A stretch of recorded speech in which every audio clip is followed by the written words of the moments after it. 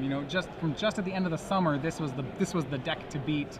I almost feel like it's, you know, you'll see this more often in Legacy. The guy was like, well, I haven't played a tournament for half a year, but this deck was sweet then. I'll still, you know, my Goblins deck is still sweet now. I almost feel like it's Cedric. What?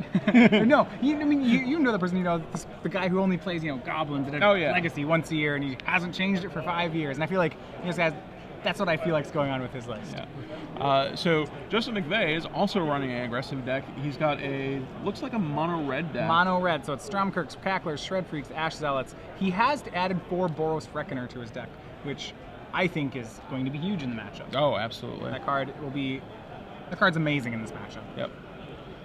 So we have a 2-power 1-drop on both sides. We have a Rakdos Cackler from Joseph McVeay, and Zachary Murray has a Diregraph Ghoul, which could eventually block depending on how the draws work out. Lightning Mauler into play, and we do see the Boros Reckoner in McVeay's hand. Yeah, Zachary's got a pretty land-heavy hand. He's got a Falconwrath Aristocrat, which he's going to need to power through things eventually, and he's got 1 Pillar of Flame. The rest of it is lands, however. So he's going to have to be really careful about how he uses that Pillar of Flame, and making the right choice to make sure that he kills the right creature.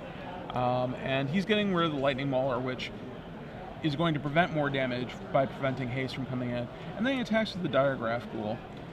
I think I might actually want to try to trade Diregraph of Cackler? Yeah, given that like I have no gas in my hand and my next play isn't till turn 4.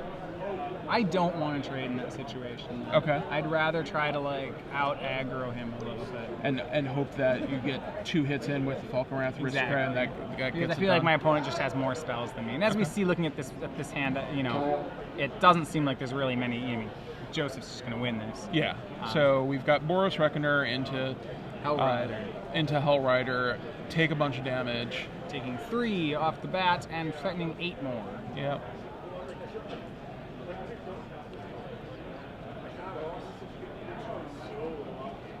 And we don't have any plays in our hand, and it looks like we're just taking it all, and not attempting to trade. I mean, you know, what is it? One of the jokes I've heard about these red mirrors is whoever stops attacking first loses, which really is pretty much true.